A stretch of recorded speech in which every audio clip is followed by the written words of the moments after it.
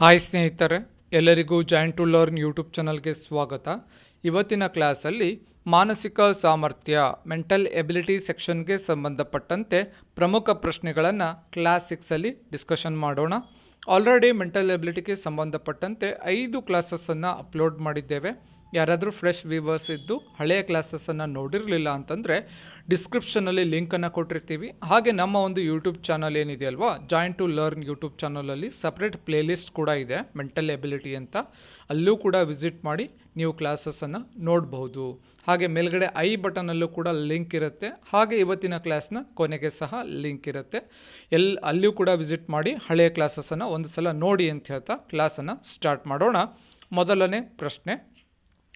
ಮೊದಲನೇ ಪ್ರಶ್ನೆ ಒಂದು ಸರಾಸರಿಗೆ ಸಂಬಂಧಪಟ್ಟಂತಹ ಪ್ರಶ್ನೆ ಆಗಿರುತ್ತೆ. ಸರಾಸರಿ ಯಾವಾಗಲೂ ಏನಿರುತ್ತೆ ಅಂತಂದರೆ ಒಂದು ಫಾರ್ಮುಲಾ ಕೂಡ ಬರುತ್ತೆ. ಸರಾಸರಿಯಲ್ಲಿ ಫಾರ್ಮುಲಾ ಏನು ಅಂತಂದರೆ ಒಂದು ಒಟ್ಟು ಏನು ಕೊಟ್ಟಿರ್ತಾರೆ ಅದನ್ನು ಕೂಡಿಸಿ, ಅಂದರೆ ಉದಾಹರಣೆ 5 ಜನರ ಒಂದು ಹೈಟನ್ನು ಕೊಟ್ಟಿದ್ದರೆ 5 ಜನರ height 50 centimetre, 20 centimetre, 30 centimetre, 40 centimetre, 50 centimetre ಈ ರೀತಿ ಕೊಟ್ಟಾಗ ಈ 5 ಜನರ ಒಟ್ಟು ಎತ್ತರ ಅಂದರೆ ಹೈಟ್ನ ಸರಾಸರಿ ಎಷ್ಟು ಅಂತ ಕಂಡುಹಿಡಿಯಿರಿ ಅಂತ ಕೇಳಿದ್ರೆ ಈ 5ಅನ್ನು ಕೂಡಿಸ್ಬೇಕು.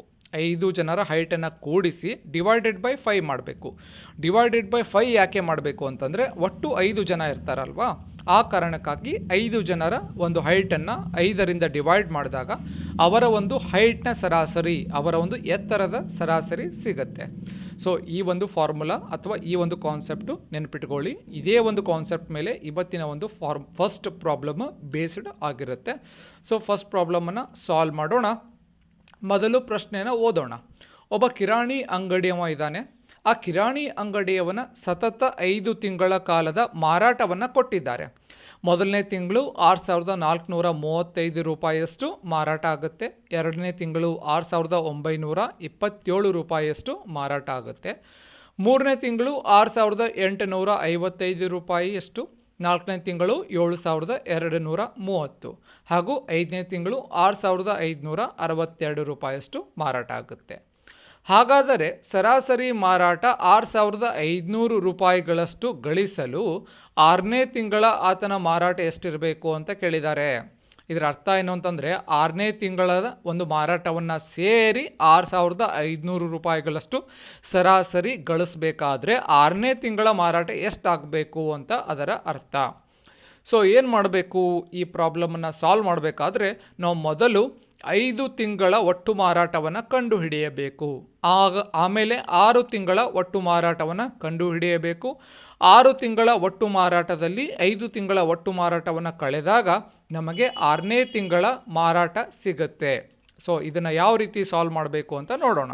ಮೊದಲು ಏನು ಮಾಡೋಣ ಅಂದರೆ 5 ತಿಂಗಳ ಮಾರಾಟವನ್ನು ಕೂಡಿಸ್ಬೇಕು. 6,435, 6,927, 6,855, 7,230, 6,562 ಈ 5ಅನ್ನು ಕೂಡಿಸಿದಾಗ ನಮಗೆ 34,009 ಬರುತ್ತೆ. ಈ 34,009 ಅನ್ನುವುದು 5 ತಿಂಗಳ ಒಟ್ಟು ಮಾರಾಟ. 5 ತಿಂಗಳ ಒಟ್ಟು ಮಾರಾಟ ಆಗುತ್ತೆ. ಹಾಗಾದರೆ ಮುಂದೇನು ಮಾಡಬೇಕು, 6 ತಿಂಗಳ ಒಟ್ಟು ಮಾರಾಟವನ್ನು ನಾವು ಕಂಡುಹಿಡಿಯಬೇಕು. 6 ತಿಂಗಳ ಒಟ್ಟು ಮಾರಾಟವನ್ನು ಹೇಗೆ ಕಂಡುಹಿಡಿಯಬೇಕು ಅಂತಂದರೆ ಕೊಟ್ಟಿರುವಂತಹ ಪ್ರಶ್ನೆಯಲ್ಲಿ ಸರಾಸರಿ ಕೊಟ್ಟಿದ್ದಾರೆ. 6 ತಿಂಗಳ ಸರಾಸರಿ ಕೊಟ್ಟಿದ್ದಾರೆ ಅವರು. 6ನೇ ತಿಂಗಳ ಆತನ ಮಾರಾಟವನ್ನು ಸೇರಿ ಕೊಟ್ಟಿದ್ದಾರೆ ಸರಾಸರಿ. 6,500 ಗುಂಡ್ಲೆ 6 ಮಾಡಿದಾಗ ನಮಗೆ ಏನು ಸಿಗುತ್ತೆ, 6 ತಿಂಗಳ ಒಟ್ಟು ಮಾರಾಟ ಸಿಗುತ್ತೆ. ಎಷ್ಟು ಬರುತ್ತೆ 6 ತಿಂಗಳ ಒಟ್ಟು ಮಾರಾಟ ಅಂತಂದರೆ 39,000 ಬರುತ್ತೆ. ಸೊ ಗುಣಾಕಾರ ಮಾಡೋಕ್ಕೆ ಬಂದರೆ ನಿಮಗೆ 39,000 ಹೇಗೆ ಬರುತ್ತೆ ಅಂತ ಗೊತ್ತಾಗುತ್ತೆ.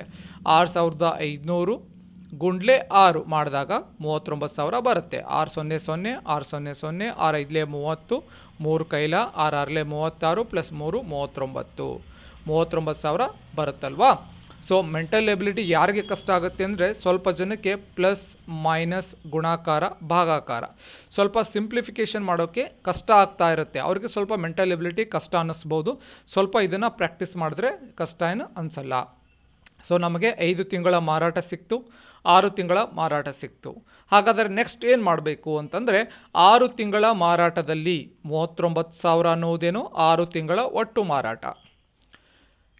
ಅದರಲ್ಲಿ 5 ತಿಂಗಳ ಒಟ್ಟು ಮಾರಾಟವನ್ನು ಕಳೆದಾಗ 34,900 ಕಳೆದಾಗ ನಮಗೆ 6ನೇ ತಿಂಗಳ ಮಾರಾಟ ಸಿಗುತ್ತೆ. ಸೊ ಎಷ್ಟು ಬರುತ್ತೆ? 10ರಲ್ಲಿ 9 ಕಳೆದ್ರೆ 1, 10ರಲ್ಲಿ 1 ಕಳೆದ್ರೆ 9, ಕೈಲ 1, 10ರಲ್ಲಿ 1 ಕಳೆದ್ರೆ 9, 9ರಲ್ಲಿ 5 ಕಳೆದ್ರೆ 4, 3ರಲ್ಲಿ 3 ಕಳೆದ್ರೆ 0. ಸೊ ಸರಿಯಾದ ಉತ್ತರ 4,991. 4,991 ಅನ್ನುವುದು 6ನೇ ತಿಂಗಳ ಮಾರಾಟ. ಸರಿಯಾದ ಉತ್ತರ ಆಯ್ಕೆ 1 ಆಗುತ್ತೆ. 4,991 ರೂಪಾಯಿಯಷ್ಟು ಆಗುತ್ತೆ. ಸೊ ಮುಂದಿನ ಪ್ರಶ್ನೆಯನ್ನು ನೋಡೋಣ. ಅದಕ್ಕಿಂತ ಮುಂಚೆ ಕೆಲವೊಬ್ಬರಿಗೆ ಪ್ರಶ್ನೆ ಅಥವಾ ಸೊಲ್ಯೂಷನು ಅರ್ಥ ಆಗಿರಲಿಲ್ಲ ಅಂತಂದರೆ ನೀವು ರಿಪೀಟೆಡ್ ಆಗಿ ಕ್ಲಾಸನ್ನು ಇಲ್ಲೇ ಇರುತ್ತೆ, ಯೂಟ್ಯೂಬಲ್ಲೇ ಕ್ಲಾಸ್ ಇರುತ್ತೆ. ರಿಪೀಟೆಡ್ ಆಗಿ 1-2 ಸಲ 3 ಸಲ ನೋಡಿದ್ರೆ ಕ್ಲಾಸ್ ಅರ್ಥ ಆಗುತ್ತೆ. 2ನೇ ಪ್ರಶ್ನೆನ ನೋಡೋಣ. 8 ಜನರ ಸರಾಸರಿ ತೂಕವು ಇವರಲ್ಲಿನ 65 kg ತೂಕದ ಒಬ್ಬನ ಬದಲಿಗೆ ಬಂದ ಮತ್ತೊಬ್ಬನಿಂದಾಗಿ 2.5 kgಯಷ್ಟು ಹೆಚ್ಚಳವಾದರೆ ಹೊಸದಾಗಿ ಸೇರ್ಪಡೆಗೊಂಡವನ ತೂಕ ಎಷ್ಟು ಅಂತ ಪ್ರಶ್ನೆ ಕೇಳಿದ್ದಾರೆ.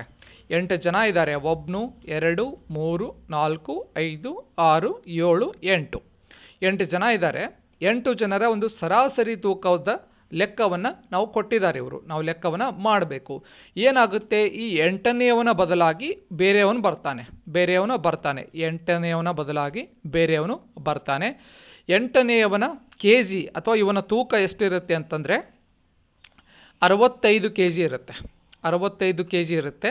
ಈ 65 kg ತೂಕದ ವ್ಯಕ್ತಿ 8ನೇ ವ್ಯಕ್ತಿಯ ಬದಲಾಗಿ ಬೇರೆಯವನು ಬರ್ತಾನೆ, 9ನೇಯವನು ಬರ್ತಾನೆ. ಇವನು ಬಂದ ನಂತರದಲ್ಲಿ ಈ 8 ಜನರ ಸರಾಸರಿ ತೂಕ 2.5 kgಯಷ್ಟು ಹೆಚ್ಚಳ ಆಗುತ್ತೆ. ಸರಾಸರಿ ತೂಕದಲ್ಲಿ ಹೆಚ್ಚಳ ಆಗುತ್ತೆ. ಹಾಗಾದರೆ ಬಂದ ಹೊಸದಾಗಿ ಬಂದಂಥವನ ತೂಕವನ್ನು ಕಂಡುಹಿಡಿಯಬೇಕು. 2.5 kg ಹೆಚ್ಚಳ ಆಗಿರುತ್ತಲ್ವಾ? ಎಷ್ಟು ಜನರ ಒಂದು ಸರಾಸರಿ ತೂಕದಲ್ಲಿ? 8 ಜನರ ಸರಾಸರಿ ತೂಕದಲ್ಲಿ 2.5 kg ಹೆಚ್ಚಳ ಆದರೆ ಒಟ್ಟು ತೂಕದಲ್ಲಿ ಎಷ್ಟು ಹೆಚ್ಚಳ ಆದಂಗಾಯಿತು? 20 kg ಹೆಚ್ಚಳ ಆದಂಗಾಗುತ್ತೆ.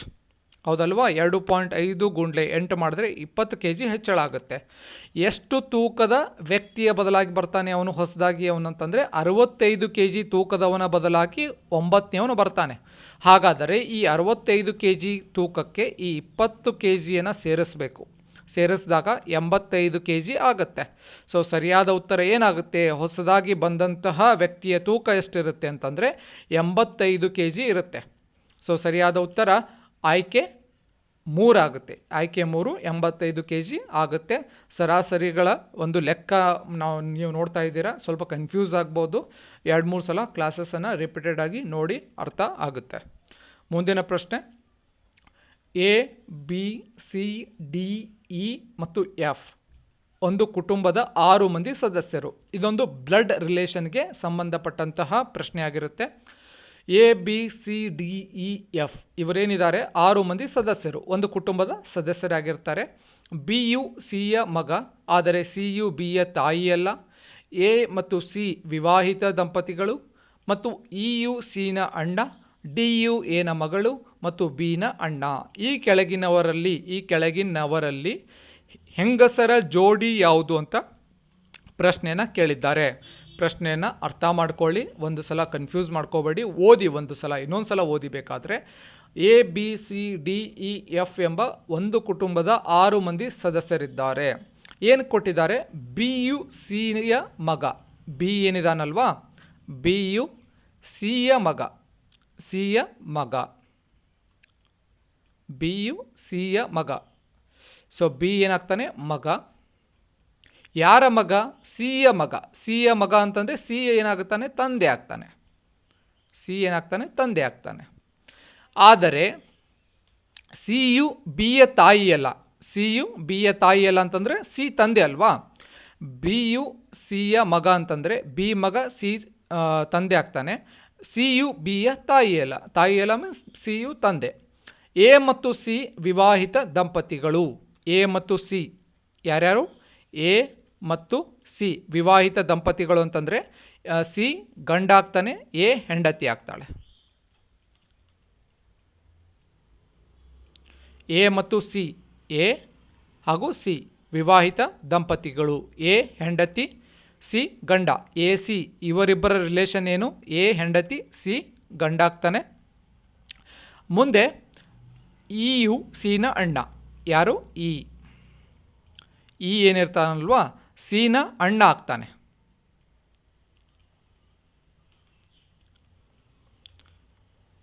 ಡಿ ಯು ಏನ ಮಗಳು. ಡಿ ಯು ಏನ ಮಗಳು.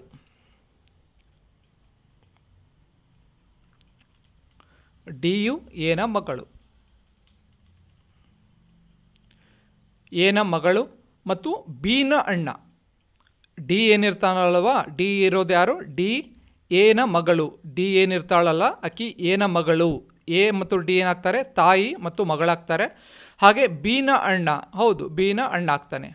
ಬಿನ ಅಣ್ಣ. ಡಿ ಮತ್ತು ಬಿ ಏನಾಗ್ತಾರೆ? ಅಣ್ಣ ತಂಗಿ ಆಗ್ತಾರೆ, ಹೌದಲ್ವಾ?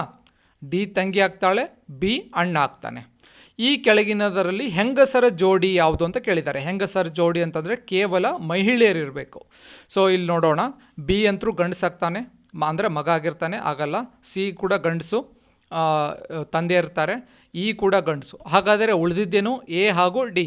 ಎ ಹಾಗೂ ಡಿ ಸರಿಯಾದ ಉತ್ತರ ಆಗುತ್ತೆ. ಎ ಮತ್ತು ಡಿ ಅದೊಂದು ಹೆಂಗಸರ ಜೋಡಿಯಾಗಿರುತ್ತೆ. ಕನ್ಫ್ಯೂಸ್ ಆದರೆ ಇನ್ನೊಂದು ಸಲ ರಿಪೀಟೆಡ್ ಆಗಿ ವಿಡಿಯೋನ ನೋಡಿ, ಕನ್ಫ್ಯೂಸ್ ಆಗಲ್ಲ, ಅರ್ಥ ಆಗುತ್ತೆ. 2-3 ಟೈಮ್ಸ್ ನೋಡಿ. ಮುಂದಿನ ಪ್ರಶ್ನೆ, 12% 3 ವರ್ಷಗಳಿಗೆ 25,000 ರೂಗಳ ಮೊತ್ತಕ್ಕೆ ಚಕ್ರ ಬಡ್ಡಿ ಎಷ್ಟು ಅಂತ ಕೇಳಿದ್ದಾರೆ. ಸೊ ಇಲ್ಲೊಂದು ಫಾರ್ಮುಲಾವನ್ನು ನಾನು ಬರೆದಿದ್ದೀನಿ. ಈ ಫಾರ್ಮುಲಾವನ್ನು ನೀವು ನೆನಪಿಟ್ಕೊಳ್ಳೇಬೇಕು. ಚಕ್ರ ಬಡ್ಡಿಗೆ ಸಂಬಂಧಪಟ್ಟಂತಹ ಫಾರ್ಮುಲಾ ಆಗಿರುತ್ತೆ. P ಬ್ರ್ಯಾಕೆಟ್ 1+R/100 ಇಲ್ಲಿ ಎನ್ ಅಂತ ಬರೆದಿದ್ದೀನಿ, ಹೌದಲ್ವಾ? ಬ್ರ್ಯಾಕೆಟ್ ಇದೆ, ಮೇಲ್ಗಡೆ ಎನ್ ಅಂತ ಬರೆದಿದ್ದೀನಿ. ಪಿ ಅಂದರೆ ಪ್ರಿನ್ಸಿಪಲ್ ಅಮೌಂಟ್ ಆಗುತ್ತೆ, ಆರ್ ಅಂದರೆ ರೇಟ್ ಆಫ್ ಇಂಟ್ರೆಸ್ಟ್ ಆಗುತ್ತೆ, ಎನ್ ಅಂದರೆ ನಂಬರ್ ಆಫ್ ಇಯರ್ಸ್ ಅಂತ ಆಗುತ್ತೆ. ಸೊ ಇವಾಗೇನು ಕೊಟ್ಟಿರುವಂತಹ ಪ್ರಾಬ್ಲಮಲ್ಲಿ ನೋಡೋಣ. ಇವಾಗ 12% 3 ವರ್ಷಗಳಿಗೆ 25,000 ರೂಗಳ ಮೊತ್ತಕ್ಕೆ ಚಕ್ರ ಬಡ್ಡಿ ಎಷ್ಟು ಅಂತ. ರೇಟ್ ಆಫ್ ಇಂಟ್ರೆಸ್ಟ್ ಎಷ್ಟು? 12. ಎಷ್ಟು ವರ್ಷ? ಟೈಮ್ ಎಷ್ಟಿದೆ? ನಂಬರ್ ಆಫ್ ಇಯರ್ಸ್ ಎಷ್ಟಿದೆ? 3 ವರ್ಷ. ಪ್ರಿನ್ಸಿಪಲ್ ಅಮೌಂಟ್ ಎಷ್ಟಿದೆ ಅಂತಂದರೆ 25,000 ಪ್ರಿನ್ಸಿಪಲ್ ಅಮೌಂಟ್ ಇದೆ. ಸೊ ಇವಾಗ ಬರ್ಕೋಬೇಕು ನೀವು. ಪಿ ಅಂತಂದರೆ principal amount 25,000 bracket 1 plus rate of interest ಎಷ್ಟು? 12 divided by 100 bracket close. N ಅಂದರೆ ನಂಬರ್ ಆಫ್ ಇಯರ್ಸ್ ಎಷ್ಟು? 3 ಇಯರ್ಸ್. ಮೊದಲು ಏನು ಮಾಡಬೇಕು? ಈ ಬ್ರ್ಯಾಕೆಟನ್ನು ಸಿಂಪ್ಲಿಫೈ ಮಾಡಬೇಕು. ಇವಾಗ ಭಿನ್ನ ರಾಶಿ ನಿಮಗೆ ಬರಬೇಕು. ಭಿನ್ನ ರಾಶಿ ಬಂದರೆ ಮಾತ್ರ ಇದನ್ನು ಸಾಲ್ವ್ ಮಾಡೋಕ್ಕೆ ಸಾಧ್ಯ. ಸೊ ಇದನ್ನು ಭಿನ್ನ ರಾಶಿಗಳನ್ನು ಕೂಡಿಸಿದಾಗ ಇಲ್ಲಿ ಲಸ ಕಂಡುಹಿಡಬೇಕು. ಲಸ ಎಷ್ಟಾಗುತ್ತೆ? 100 ಆಗುತ್ತೆ. 100 ಆಗುತ್ತೆ. 100 ಒಂದೇ 100 ಆಗುತ್ತೆ. 100 ಪ್ಲಸ್ 12 100 ಪ್ಲಸ್ 12 100 ಪ್ಲಸ್ 12 1 ಗುಂಡ್ಲೆ 100 100 ಆಗುತ್ತೆ. 12 ಒಂದೇ 12 ಆಗುತ್ತೆ. ಟೋಟಲ್ 112 112 ಡಿವೈಡೆಡ್ ಬೈ 100 ಆಗುತ್ತೆ. ಈ 2 ಪೂಜಿ ಇರೋದ್ರಿಂದ 2 0 ಇರೋದ್ರಿಂದ 1.12 ಆಗುತ್ತೆ. 1.12 ಇದು ದಶಮಾಂಶ ಪದ್ಧತಿಯಲ್ಲಿ ನಾನು ಇಡ್ತೀನಿ. ಇವಾಗ 112 ಡಿವೈಡೆಡ್ ಬೈ 100 ಇದನ್ನು ದಶಮಾಂಶ ಪದ್ಧತಿಯಲ್ಲಿ ಬರೆದಾಗ 1.12 ಆಗುತ್ತೆ. ಸೊ ಬ್ರ್ಯಾಕೆಟ್ ಮೇಲ್ಗಡೆ 3 ಇದೆ. 1.12 ಕ್ಯೂಬ್ 1.12 3 ಟೈಮ್ಸ್ ಅದನ್ನು ಸಿಂಪ್ಲಿಫೈ ಮಾಡಬೇಕಾಗುತ್ತೆ. 3 ಟೈಮ್ಸ್ ಅದನ್ನು ಏನು ಮಾಡಬೇಕು? ಅದನ್ನು ಮಲ್ಟಿಪ್ಲೈ ಮಾಡಬೇಕಾಗುತ್ತೆ.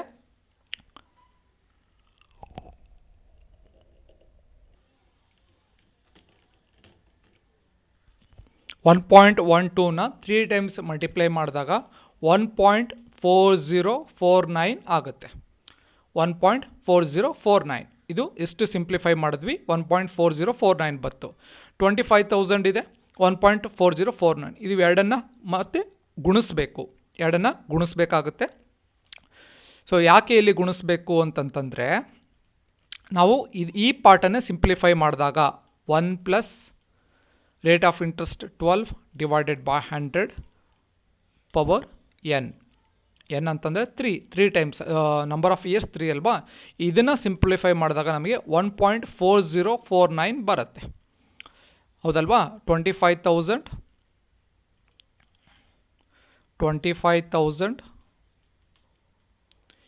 ಇದನ್ನು ಸಿಂಪ್ಲಿಫೈ ಮಾಡಿದಾಗ 1 plus rate of interest 12 divided by 100 number of years 3 ಇದನ್ನು ಸಿಂಪ್ಲಿಫೈ ಮಾಡಿದಾಗ 1.4049 ಬರುತ್ತೆ. ಸಿಂಪ್ಲಿಫೈ ಮಾಡೋದು ಹೇಗೆ ಅಂತ ಆಲ್ರೆಡಿ ಡಿಸ್ಕಷನ್ ಮಾಡಿದ್ದೀವಿ. ಇದನ್ನು ಭಿನ್ನ ರಾಶಿಗಳಲ್ಲಿ ಇರುತ್ತೆ. ಇದನ್ನು ಲಸ ಕಂಡುಹಿಡಿಬೇಕು. 1 ಮತ್ತು 100ರ ಲಸ 100 ಆಗುತ್ತೆ. ಅದನ್ನು ಇವೆರಡು ಕೂಡಿಸಿದಾಗ ಮತ್ತು 3 ಟೈಮ್ಸ್ ಮಲ್ಟಿಪ್ಲೈ ಮಾಡಿದಾಗ 1.4049 ಬರುತ್ತೆ. 25,000 ಇಂಟು 1.4049 ಮಾಡಿದಾಗ 35,123.20 ಬರುತ್ತೆ. ಸೊ 35,123.20 ಬರುತ್ತೆ. ಇದು ಏನು ಅಂತಂದರೆ ವಿತ್ ಪ್ರಿನ್ಸಿಪಲ್ ಅಮೌಂಟ್ ಟೋಟಲ್ ಆಗಿ ಬಂದಿರುತ್ತೆ. Interest plus principal amount, interest ಹಾಗೆ ಮತ್ತು ಪ್ರಿನ್ಸಿಪಲ್ ಅಮೌಂಟ್ ಸೇರಿ 35,123.20 ಬರುತ್ತೆ. ಇದರಲ್ಲಿ ನೀವು ಪ್ರಿನ್ಸಿಪಲ್ ಅಮೌಂಟನ್ನು ಮೈನಸ್ ಮಾಡಬೇಕು. 25,000ವನ್ನು ಮೈನಸ್ ಮಾಡಬೇಕು. ಯಾಕೆ 25,000 ಮೈನಸ್ ಮಾಡಬೇಕು ಅಂತಂದರೆ ಕೇವಲ ಚಕ್ರ ಬಡ್ಡಿಯನ್ನು ನಮಗೆ ಕಂಡುಹಿಡಿಯಿರಿ ಅಂತ ಕೇಳಿದ್ದಾರೆ. ಸೊ ಕೇವಲ ಚಕ್ರ ಬಡ್ಡಿಯನ್ನು ಕಂಡುಹಿಡಿಯಿರಿ ಅಂತ ಕೇಳಿದ್ದಾರೆ. ಸೊ ಆವಾಗ ಸರಿಯಾದ ಉತ್ತರ ಏನಾಗುತ್ತೆ ಅಂದರೆ 10,123.20 ಸರಿಯಾದ ಉತ್ತರ. ಆಯ್ಕೆ 3 ಸರಿಯಾದ ಉತ್ತರ ಆಗುತ್ತೆ. ಸೊ ಸಿಂಪಲ್ ಇಂಟ್ರೆಸ್ಟು ಮತ್ತು ಕಾಂಪೌಂಡ್ ಇಂಟ್ರೆಸ್ಟ್ ತುಂಬ ಇಂಪಾರ್ಟೆಂಟ್ ಆದಂತಹ ಪ್ರಶ್ನೆಗಳು. ಸೊ ಸಿಂಪ್ಲಿಫೈ ಮಾಡೋಕ್ಕೆ ಬರಲಿಲ್ಲ ಅಂತಂದರೆ ತುಂಬ ಕಷ್ಟ ಆಗುತ್ತೆ. ಮಲ್ಟಿಪ್ಲೈ ಮಾಡೋಕ್ಕೆ ಬರಲಿಲ್ಲ ಅಥವಾ ಸಿಂಪ್ಲಿಫೈ ಮಾಡೋಕ್ಕೆ ಬರಲಿಲ್ಲ, ಮಗ್ಗಿಗಳು ಬರಲಿಲ್ಲ ಅಂತಂದರೆ, ಗುಣಾಕಾರ ಬರಲಿಲ್ಲ ಅಂದರೆ ಸ್ವಲ್ಪ ಪ್ರಾಬ್ಲಮ್ ಆಗುತ್ತೆ. ಸ್ವಲ್ಪ ಅದ್ರ ಮೇಲೆ ಯಾರಾದರೂ ವೀಕ್ ಇದ್ದರೆ ಅದ್ರ ಮೇಲೆ ಫೋಕಸ್ ಮಾಡಿ. ಮುಂದಿನ ಪ್ರಶ್ನೆ ನೋಡೋಣ. ಕೊಟ್ಟಿರುವ ಆಕೃತಿಯಲ್ಲಿ ತ್ರಿಭುಜಗಳೆಷ್ಟು ಅಂತ ಕಂಡುಹಿಡಿಯಿರಿ ಅಂತ ಕೇಳಿದ್ದಾರೆ. ಇಲ್ಲೊಂದು ಆಕೃತಿಯನ್ನು ಕೊಟ್ಟಿದ್ದಾರೆ. ತ್ರಿಭುಜಗಳು ಎಷ್ಟಿದೆ ಅಂತ ಕಂಡುಹಿಡಿಬೇಕು. ಯಾವ ರೀತಿ ಇದೆ ಇದು ಆಕೃತಿ ಅಂತ ನೋಡೋಣ. ಈ ರೀತಿ ಇದೆ ಅಲ್ವಾ ಆಕೃತಿ. ಈ ರೀತಿಯಾಗಿ ನೀವು ಡೈಗ್ರಾಮನ್ನು ಎಕ್ಸಾಮ್ ಹಾಲಲ್ಲಿ ಇದನ್ನು ಕೇಳಿದ್ರೆ ಈ ರೀತಿ ಬರ್ಕೊಳ್ಳಿ. ಈ ಪ್ರಶ್ನೆ ಕೇಳಿದ್ರೆ ಸೊ ಈ ರೀತಿ ಆಕೃತಿ ಇದೆ ಇದು. ಸೊ ಇವಾಗ ನೋಡೋಣ. ತ್ರಿಭುಜ ಅಂತಂದರೆ ಗೊತ್ತಲ್ವ ನಿಮಗೆ, 3 ಮೂಲೆಗಳು ಬರಬೇಕು. 3 ಆ್ಯಂಗಲ್ಸಲ್ಲಿ 3 ಮೂಲೆ ಬರಬೇಕು. ಈ ರೀತಿಯಾಗಿ ಇದ್ದರೆ ತ್ರಿಭುಜ ಅಂತಾರೆ. ಸೊ ಇವಾಗ ನೋಡೋಣ. ಈ ಡೈಗ್ರಾಮ್ ಇದೆ ಅಲ್ವಾ, ಈ ರೀತಿ ಡೈಗ್ರಾಮ್ ಕಾಣ್ತಾ ಇದೆ. ಮೇಲ್ಗಡೆ ಇದು ಹಾಕಿದ್ದೀವಿ. ಅದೇ ರೀತಿ ಇವಾಗ ನೋಡೋಣ. ಇವಾಗ ಇಲ್ಲೊಂದು ಲೈನ್ ಬರುತ್ತೆ. ಈ ಲೈನ್ ಬಂದಾಗ ಎಷ್ಟು ತ್ರಿಭುಜ ಆಯಿತು ಇವಾಗ ಅಂತಂದರೆ 2 ತ್ರಿಭುಜ ಆಗುತ್ತೆ. ಇವಾಗ 1 2 ತ್ರಿಭುಜ ಆಯಿತು. ಯಾವ ರೀತಿ ಆಗುತ್ತೆ? 1 ಈ ರೀತಿ ಆಗುತ್ತೆ, ಎರಡನೇದ್ದು ಈ ರೀತಿ ಆಗುತ್ತೆ. ಇದು ಎರಡನೇ ತ್ರಿಭುಜ ಆಗುತ್ತೆ. 1 2 ತ್ರಿಭುಜ ಆಯಿತು. 2 ಆಯಿತು. 2 ಅಂತ ಬರ್ಕೊಳ್ಳಿ. ಸೊ ಈ ಕಡೆ ಒಂದು ಲೈನ್ ಬರುತ್ತೆ. ಈ ಕಡೆ ಲೈನ್ ಬಂದಾಗ ಎಷ್ಟು ತ್ರಿಭುಜ ಆಯಿತು? 1 2 ಬರುತ್ತೆ. ಈ ಥರ ಬರುತ್ತೆ. 2 ತ್ರಿಭುಜ ಆಯಿತು. ಸೊ ಟೋಟಲಾಗಿ ಎಷ್ಟು ಬರುತ್ತೆ? ಮತ್ತು ಇದಾದಮೇಲೆ 1 2 3 4 4 ತ್ರಿಭುಜ ಬರುತ್ತೆ. ಸೊ 4 ಬರ್ಕೊಳ್ಳಿ. ಸೊ ಸೇಮ್ ಅದೇ ರೀತಿ ಈ ಕಡೆ ಒಂದು ಲೈನ್ ಬರುತ್ತೆ. ಒಂದು ಲೈನ್ ಬಂದರೆ ಇಲ್ಲೊಂದು ತ್ರಿಭುಜ ಆಗುತ್ತೆ, ಇಲ್ಲೊಂದು ತ್ರಿಭುಜ ಆಗುತ್ತೆ. 2 ಅಂತ ಬರ್ಕೊಳ್ಳಿ. ಈ ಕಡೆ ಒಂದು ಲೈನ್ ಬರುತ್ತೆ. ಈ ರೀತಿ ಲೈನ್ ಬಂದಾಗ ಈ ಕಡೆ ಒಂದು ತ್ರಿಭುಜ, ಈ ಕಡೆ ಒಂದು ತ್ರಿಭುಜ, 2 ಬರುತ್ತೆ. ಸೊ ಮತ್ತೆ 1 2 3 4 ತ್ರಿಭುಜ ಬರುತ್ತೆ. ಟೋಟಲ್ 4 ಆಯಿತು. ಇದು ಆದಮೇಲೆ ಇನ್ನೊಂದು ಬರುತ್ತೆ. ಇನ್ನೊಂದು ಯಾವ ರೀತಿ ಬರುತ್ತೆ? ಈ ರೀತಿ ಬರುತ್ತೆ.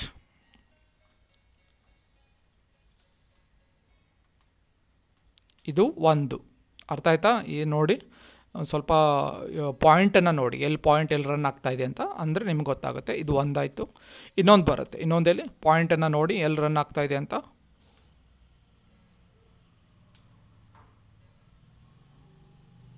ಇದು 1.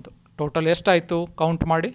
2 2 4 4 4 8 8 2 10 10 2 12 12 4 16 16 1 17 17 1 18. ಸೊ ಒಟ್ಟು 18 ತ್ರಿಭುಜಗಳಿವೆ. ಕೊಟ್ಟಿರುವಂತಹ ಆಕೃತಿಯಲ್ಲಿ ಒಟ್ಟು 18 ತ್ರಿಭುಜಗಳಿವೆ. ಸರಿಯಾದ ಉತ್ತರ ಆಯ್ಕೆ 4 18 ಆಗುತ್ತೆ. ಸೊ ಇಷ್ಟು ಇವತ್ತಿನ ಒಂದು ಕ್ಲಾಸಲ್ಲಿ ಪ್ರಮುಖ ಮೆಂಟಲ್ ಎಬಿಲಿಟಿಗೆ ಸಂಬಂಧಪಟ್ಟಂತಹ ಪ್ರಶ್ನೆಗಳನ್ನು ಡಿಸ್ಕಷನ್ ಮಾಡಿದ್ದೇವೆ. ಕ್ಲಾಸ್ ಇಷ್ಟ ಆದರೆ ಒಂದು ಲೈಕ್ ಮಾಡಿ, ನಿಮ್ಮ ಫ್ರೆಂಡ್ಸ್ಗೆ ಶೇರ್ ಮಾಡಿ. ಹಾಗೆ ನೀವಿನ್ನೂ ನಮ್ಮ ಚಾನಲ್ಗೆ ಸಬ್ಸ್ಕ್ರೈಬ್ ಆಗಿರಲಿಲ್ಲ ಅಂದರೆ ಸಬ್ಸ್ಕ್ರೈಬ್ ಆಗೋದನ್ನು ಮರಿಬೇಡಿ. ಮತ್ತು ನಿಮ್ಮ ಒಂದು ಏನೇ ಫೀಡ್ಬ್ಯಾಕ್ಸ್ ಇದ್ದರೂ ಕಮೆಂಟ್ ಸೆಕ್ಷನಲ್ಲಿ ಕಮೆಂಟನ್ನು ಮಾಡಿ. ಮತ್ತು ಯಾವುದಾದ್ರೂ ಪರ್ಟಿಕ್ಯುಲರ್ ಆದಂತಹ ಪ್ರಶ್ನೆ ಅರ್ಥ ಆಗಿರಲಿಲ್ಲ ಅಂತಂದರೆ ವಾಪಸ್ ಒಂದು ಸಲ ಕ್ಲಾಸನ್ನು ನೋಡಿದ ಮೇಲೆ ಇನ್ನೊಂದು ಸಲ ನೋಡಿ, ಒಂದು 2 3 4 ಟೈಮ್ಸನ್ನು ನೋಡಿದ್ರೆ 100% ಅರ್ಥ ಆಗುತ್ತೆ ಅಂತ ಹೇಳ್ತಾ ಮತ್ತೆ ಮುಂದಿನ ತರಗತಿಯಲ್ಲಿ ಮತ್ತೊಂದು ವಿಷಯದ ಕುರಿತು ಮಾತನಾಡೋಣ. ಧನ್ಯವಾದಗಳು.